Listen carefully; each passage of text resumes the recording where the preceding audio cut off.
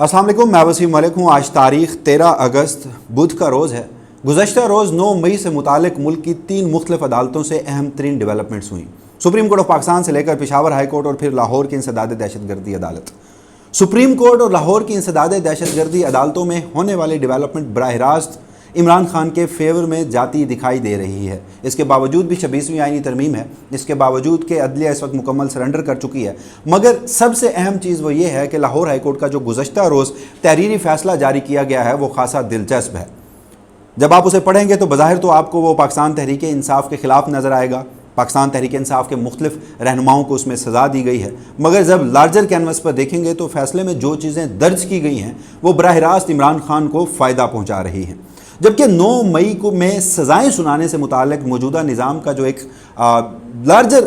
Aspect में मंसूबा था, एक ग्रेटर प्लान था, उसमें किसी हद तक पेशावर हाई कोर्ट आड़े आ रही है और पाकिस्तान तहरीक इंसाफ को वहाँ से रिलीफ मिलना शुरू हो चुका है। जबकि आज के रोज़ सुप्रीम कोर्ट ऑफ पाकिस्तान में एक ऐसे अहम तरीन मुकदमे की समाअत है जिसे जोड़ा तो बराह रास्त साबिक वज़ीर आज़म इमरान खान के साथ जा रहा था, मगर जब आप उस केस के हक़ाइक़ और दस्तियाब डाटा को सामने रखते हैं, केस की फ़ाइल को पढ़ते हैं, तो आपको पता चलता है कि ये ऐवान सदर के मकीन की आर्म ट्विस्टिंग करने की कोशिश की गई है। तो आज की सुप्रीम कोर्ट ऑफ पाकिस्तान में होने वाली समाज से ऐवान सदर में कोई हलचल मचने जा रही है, क्योंकि इसे बराह रास्त जोड़ा जाता है 27वीं आईनी तरमीम के साथ। तो इन तमाम तर मौज़ूआत पर आज की इस वीडियो के सूरत में कुछ चीज़ें आपके सामने रखता हूँ। इससे कबल कि मैं लाहौर की इंसदाद दहशतगर्दी अदालत के तहरीरी फ़ैसले की जानिब बढ़ूँ, जो कि जिसमें मैं ये समझता हूँ कि बराह रास्त लिखा हुआ है कि इस सारी कानूनी जंग में, चाहे अदलिया सरेंडर कर चुकी है, 26वीं आईनी तरमीम है, मौजूदा निज़ाम जो चाहता है अदालतें वही फ़ैसला देती हैं, मगर जज साहब के लिखे गए जो उसमें सतूर हैं उसमें इमरान खान एक फ़ातह बनकर उभर रहा है। उससे कबल गुज़श्ता रोज़ ही एक और डेवलपमेंट हुई, वो जो जिसे आप कहते हैं कि वो जो एक जुल्म की किताब है उसमें एक और बाब का इजाफ़ा हुआ है। और हुआ कुछ यूँ है कि गुज़श्ता रोज़ साबिक वज़ीर आज़म इमरान खान की उनकी बहनों से, फैमिली से मुलाकात का दिन था, बुशरा बीबी से उनके मुलाकात का दिन था, मगर अलीमा खान साहिबा, PTI की दीगर क़यादत, इमरान खान की दीगर जो बहनें हैं वो वहाँ पर मौजूद थीं, पाकिस्तान तहरीक इंसाफ के कारकुन बड़ी तादाद में मौजूद थे, मगर मुलाकात नहीं करने दी गई। एक तरफ तो मुलाकात नहीं करने दी गई, वहीं इतलात ये भी थी, चूँकि पाकिस्तान तहरीक इंसाफ जो है बिलखसूस अली अमीन गंडापुर इस्लामाबाद हाई कोर्ट में एक दरख्वास्त दायर कर चुके हैं इमरान खान की जो शौकत खानम के डॉक्टर्स हैं उनसे मुलाकात के हवाले से, उनके तरफ से चेकअप के हवाले से, और साथ ये भी दावा किया गया है कि इमरान खान साहब की जो सेहत है वो जेल में रहते हुए बिगड़ रही है। तो वहीं आज के रोज़ एक ख़बर कुछ हद तक ये भी सामने आई थी कि अडयाला जेल के जो सुप्रीडेंट हैं उन्होंने पिम्स अस्पताल को एक ख़त लिखा है और उसमें पिम्स के डॉक्टर्स की जो टीम है वो अडयाला जेल पहुँची है। तो इस तरह की भी कुछ इतलात थी। तो ऐसे में साबिक वज़ीर आज़म इमरान खान से उनकी बहनों की मुलाकात आज के रोज़ भी नहीं करने दी गई। इमरान खान को कैद तन्हाई में रखा गया है। बुशरा बीबी से भी उनकी फैमिली की मुलाकात नहीं करने दी गई। और फिर अडयाला जेल के बाहर एक जुल्म की, एक बर्बरियत की एक नई दास्तान भी रकम हुई है। पुलिस ने एक मरतबा फिर पाकिस्तान तहरीक इंसाफ के वर्कर्स को ना सिर्फ गिरफ्तार किया, बाद में गालबन छोड़ भी दिया, मगर उन पर बेहमाना तशद्दुद भी किया गया। दोनों बहनों को भी गिरफ्तार किया गया, उसके बाद दोबारा जाकर उन्हें छोड़ दिया गया। तो ये एक सारी सूरत हाल जो है वो अडयाला जेल के बाहर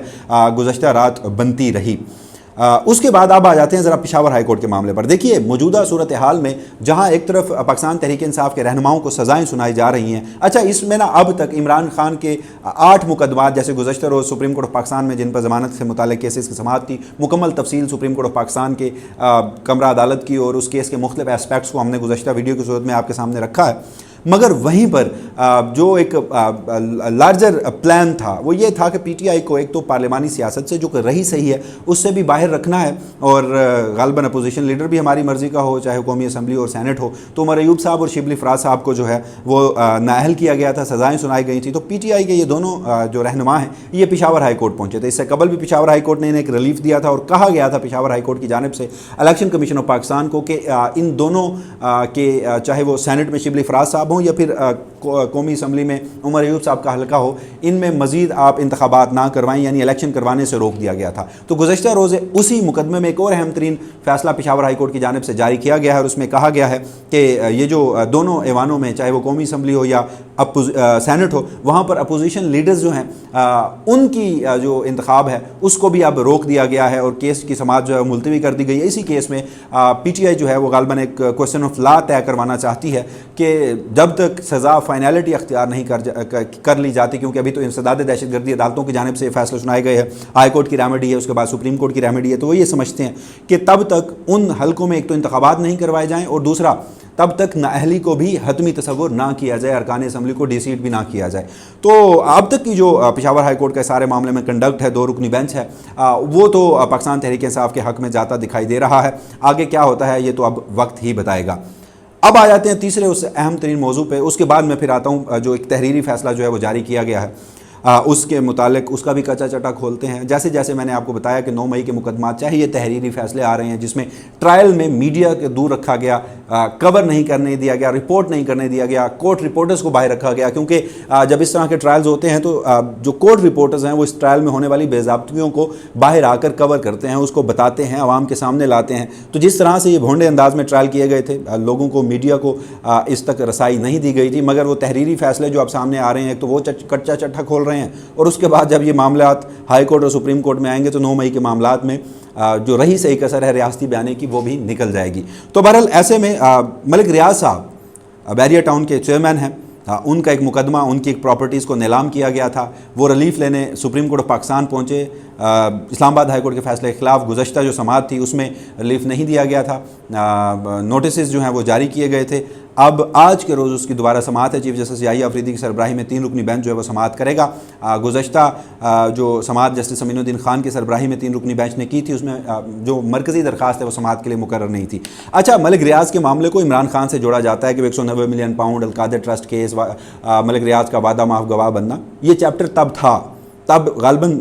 ملک ریاض کو استعمال کرنے کی کوشش بھی کی گئی، اور اس وقت قاضی فیضیسہ کے ذریعے بیریا ٹاؤن عمل درآمد کیس میں ملک ریاض کی آرم ٹوئسٹنگ بھی کی گئی، مگر وہ اس مقدمے میں وعدہ معاف گواہ نہیں بنے۔ اگر یہ ابھی بھی وہی ضد اور وہی انا ہوتی ملک ریاض کے ساتھ، تو بھی اگر وہ آ جاتے 190 ملین پاؤنڈ میں، تو بھی تو 14 سال کی میکسیمم سزا ہی عمران خان کو ہوتی، ان کے وعدہ معاف گواہ بننے کے بغیر بھی عمران خان کو وہی سزا ملی ہے۔ لیکن اب صورتحال دلچسپ ہے، آپ نے گزشتہ روز سنا ہوگا کہ یہ جو نیب کا معاملہ ہے، جو بیریا ٹاؤن کی پراپرٹیز کی نیلامی ہو رہی ہے، یہ کس مقدمے میں ہو رہی ہے؟ یہ دلچسپ ہے، یہ مقدمہ ہے فیک اکاؤنٹ کیس کا، جس میں آصف علی زرداری صاحب اور فریال تالپور صاحبہ اور جو اومنی گروپ ہے سندھ کا، جو کہ براہ راست آصف علی زرداری صاحب کے فرنٹ مین بلکہ آصف علی زرداری صاحب کا بزنس ہے، وہ اس کیس کے مرکزی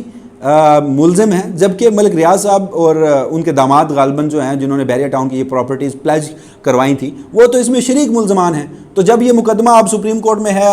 ملک ریاض کو ریلیف نہیں ملتا، بنیادی وہ مقدمہ کہ یہ دوبارہ ٹرائل کورٹ کو بھیجا جاتا ہے، اور چیف جسٹس یحییٰ آفریدی کا جیسے مزاج ہے کہ اس کو 2-3 ماہ میں کنکلوڈ کرنے کا ٹرائل ہوتا ہے، تو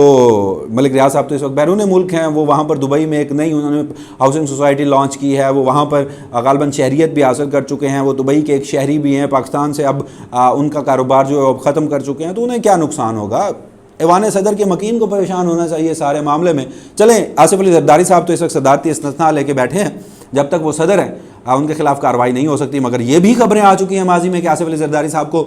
صدارت سے ہٹانے کے حوالے سے کوئی پلان، کوئی منصوبہ جو ہے وہ جاری و ساری ہے۔ تو ایسے میں 27ویں آئینی ترمیم کا تذکرہ ہے، جہاں NFC ایوارڈ اور 18ویں آئینی ترمیم اس کو انڈو کرنا ہے، تو وہیں اطلاعات یہ ہیں کہ آصف علی زرداری اور بلاول بھٹو زرداری صاحب جو ہیں وہ انکار کر رہے ہیں، تو اس لیے اب آج کی سماعت میں دیکھنا یہ ہے کہ کیا ایوان صدر کے جو مکین ہیں ان کو کسی قسم کی کوئی مشکلات کا سامنا کرنا پڑتا ہے، سماعت کے بعد فیصلہ کیا آتا ہے اور ایوان صدر میں کیا ہلچل مچتی ہے۔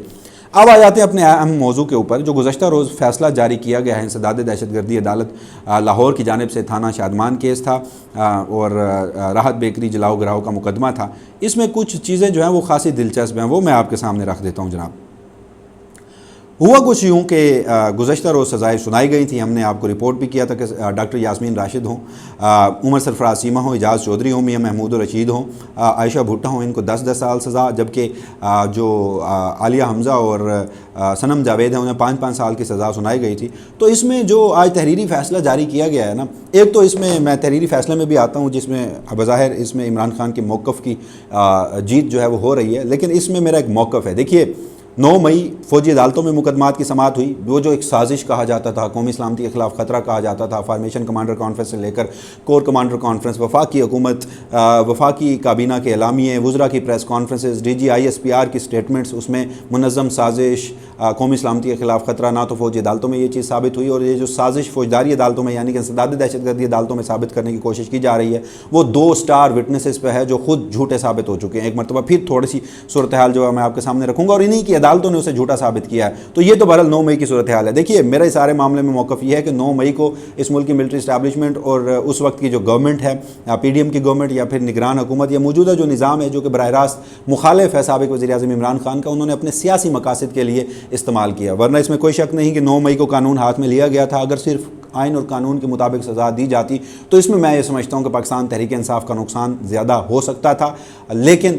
جس طرح سے اسے پولیٹیسائز کیا گیا, جس طرح سے PTI کو عمران خان کو کارنر کرنے کی, ختم کرنے کی منصوبہ بندی اس میں کی گئی, قومی سلامتی کی اس میں ساری وہ جو ایک عنوان ریسیپی ہے وہ بنائی گئی, تو اس میں نقصان جو ہے وہ لارجر کینوس میں جب میں دیکھتا ہوں تو عمران خان کو فائدہ اور موجودہ نظام کو نقصان ہو رہا ہے. کیونکہ عمران خان کا تو پہلے دن سے موقف ہے کہ یہ فالس فلیگ ہے. اب عدالتوں سے بھی وہی چیز ثابت اگر ہو اور بادی و نظر میں کچھ اس طرح کی سٹیٹمنٹس آئیں تو پھر اگین جو معاملہ ہے وہ تو عمران خان کے حق میں جاتا ہے. اچھا, اب کچھ تحریری جو صورتحال ہے وہ میں آپ کے سامنے رکھتا ہوں. ATC کے جج صاحب نے عمران خان کا, کیونکہ عمران خان اس معاملے میں مرکزی ملزم تو ہیں, لیکن 8 مقدمات جن میں یحییٰ آفریدی صاحب نے گزشتہ روز ضمانت پر سماعت بھی کی تھی, 19 اگست تک وہ ملتوی بھی کی گئی ہے, تو اس معاملے میں عمران خان کے چلان پیش نہیں ہوئے, عمران خان کو ابھی تک سزا نہیں سنائی گئی. تو فیصلے میں عمران خان کا تذکرہ ضرور کیا گیا ہے. لکھا گیا ہے کہ ورکرز عمران خان کو لیڈر مانتے ہیں, کوئی عمران خان کی حکم عدولی کا سوچ بھی نہیں سکتا. ورکرز نے عمران خان کو اپنی ریڈ لائن بنا لیا ہے. ورکرز عمران خان کے احکامات کی خلاف ورزی کا تصور بھی نہیں کر سکتے. عمران خان کی گرفتاری پر کسی نے 1 منٹ بھی گھر بیٹھنے کا نہیں سوچا بلکہ احتجاج کیا. اب یہ بھی لکھا گیا کہ تحریک انصاف کے کارکن عمران خان کو نجات دہندہ کے طور پر دیکھتے ہیں. یہ فائدہ کس کا ہے؟ اس میں قد کاٹ کس کا بڑا ہو رہا ہے, اس میں سٹیچر کس کا بڑا ہو رہا ہے؟ آپ بظاہر تو عمران خان کے خلاف فیصلہ لکھ رہے ہیں, لیکن اس میں آپ عمران خان کو ایک سیاسی لیڈر کہہ رہے ہیں کہ جس میں بقول آپ کے تو عمران خان اس وقت ختم ہو چکا ہے, عوام اس کے ساتھ نہیں ہے, احتجاج کے لیے بھی نہیں نکلتی, اور آپ کے مطابق موجودہ نظام کے مطابق اسے ووٹ بھی نہیں پڑے. لیکن جج صاحب جو ہے وہ کوئی انٹائرلی الگ کہانی سنا رہے ہیں. بہرحال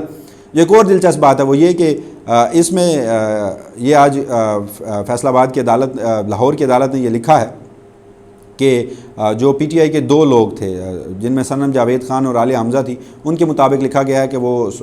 موقع پر موجود نہیں تھی, لیکن انہوں نے اپنے سوشل میڈیا اکاؤنٹس کے ذریعے PTI کارکنوں اور حامیوں کو اشتعال دلایا اور اکسایا, لہٰذا دونوں جرم مکمل طور پر ملوث پائے گئی ہیں. اچھا, اس میں یہ بھی کہا گیا کہ صنم جاوید صاحبہ کا جو سوشل میڈیا ہے وہ بہت ایکٹیو ہے, اس پر وہ بہت اثر رکھتی ہے. اب ڈاکٹر یاسمین راشد صاحبہ, عمر سرفراز سیما صاحب, اعجاز چودھری صاحب, میاں محمود رشید کی جائیدادیں بھی ضبط کرنے کا حکم دیا گیا ہے. 10 سال کی سزا تو پہلے تھی, جائیدادیں ضبط اور 6 لاکھ روپے جرمانہ جو ہے وہ بھی اس حوالے سے کہا گیا ہے. اچھا, اس میں اب وہ جو ایک سٹار وٹنس تھا نا, جس کے بارے میں جب یہ اسی مقدمے میں غالباً 22 جولائی کو PTI کے جو وکیل ہیں برہان معظم ایڈوکیٹ, جب انہوں نے پہلی مرتبہ سٹار گواہ کو جو کہ حسام افضل ہیں, ASI ہیں غالباً پنجاب پولیس کے, وہ جنہوں نے 7 اور 9 مئی کو زمان پارک میں میز کے نیچے بیٹھ کر وہ سازش مبینہ طور پر سنی تھی, اس کو کمرہ عدالت میں کیسا جھوٹا ثابت کر چکے ہیں. ایک تو وہی تو اپنی بات درست ہے نا جی کہ وہ SHO وہ کہتے ہیں کہ مجھے SHO نے ڈیوٹی اسائن کی تھی, اور SHO رجسٹر میں لکھ رہا ہے کہ یہ تو 9 مئی کو غیر حاضر تھا, یہ میری غیر موجودگی میں میری اجازت کے بغیر چھٹی لے کے گیا ہے. اب اس تھانے میں اسی صورت آئے گا جب یہ SP صاحب کے ساتھ پیشی بھگت کے آئے گا. تو بہرحال یہ ایک پوری الگ کہانی تھی. وہیں اور بھی بہت سارے معاملات میں, یعنی کہ وہ تھانہ شادمان ٹاؤن کا تھا ASI, اور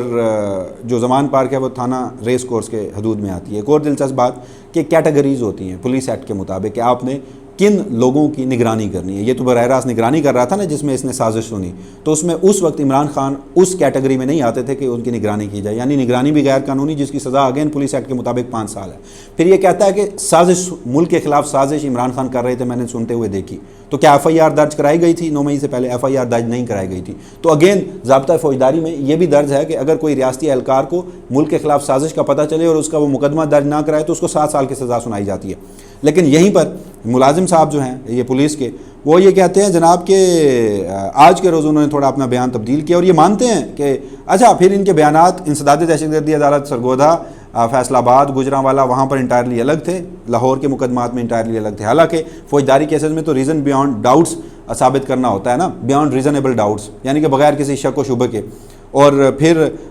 آج کے روز گوگل سے بھی تعریف لی گئی ہے، یعنی یہ سٹار وٹنسز کو کہا گیا ہے کہ یہ اسٹیٹ ایجنٹس ہیں، یہ خفیہ اہلکار ہیں، اور اس کی تعریف گوگل سے لی گئی ہے. وہ خاصی دلچسپ ہے، وہ میں آپ کے سامنے رکھتا ہوں. جج صاحب کہتے ہیں however for the better understanding let's see how the secret police works. As per Google the secret police meaning is under secret police are police intelligence or security agencies that engage in covert operation against the government's political opponent to dismantle and to weaken political opposition, frequently use violence. سبحان اللہ. اب آپ دیکھیے کہ تعریف جج صاحب یہ کر رہے ہیں گوگل سے لکھی ہوئی کہ خفیہ پولیس حکومتی مخالفین کو ان کے خلاف جو سیاسی کارروائیاں ہیں اس میں ملوث رہتی ہے، سیاسی اپوزیشن کو کمزور کرنے کے لیے تشدد کا سہارا بھی لیا جاتا ہے. یہی بات تو عمران خان صاحب کر رہے ہیں، یہی بات تو پاکستان تحریک انصاف کر رہی ہے، جو جج صاحب فیصلے میں لکھ کر دے رہے ہیں. اچھا پھر آج کے روز انہوں نے یہ بھی کہا، اب آپ دیکھیے اندازہ لگائیے کہ وہ جو سٹار گواہ ہے حسام افضل، اس کے بارے میں تحریری فیصلے میں لکھا گیا ہے کہ ملازم کو تحریری طور پر ڈیوٹی دی جاتی ہے، ایس ایچ او نے مجھے زبانی طور پر دی تھی. یعنی اب وہ مکر گیا کہ ایس ایچ او نے مجھے زبانی طور پر دی تھی. معلوم نہیں کہ عمران خان کے گھر کے ساتھ کون رہائش پذیر ہے. سازش تک وہ شخص پہنچ گیا، عمران خان کے گھر کے ساتھ کون سا گھر ہے یہ اسے نہیں معلوم. پھر وہ کہتا ہے کہ زمان پارک کئی بار گیا ہوں، شاید عمران خان کا گھر زمان پارک کی اسٹریٹ نمبر 1 کے پہلے موڑ پر ہے. شاید اسے عمران خان کے گھر کا نہیں پتا، جس میں وہ گھس کر مختلف بیریئر توڑ کر ٹیبل کے نیچے چھپ کر سازش سن رہا تھا. تو اس طرح کے بھونڈے فیصلے، اس طرح کے بھونڈے ٹرائل، اس طرح کا آئین اور قانون کے ساتھ مذاق پاکستان تو کیا خیر دنیا کی فوجداری تاریخ میں نہیں ہوا ہوگا.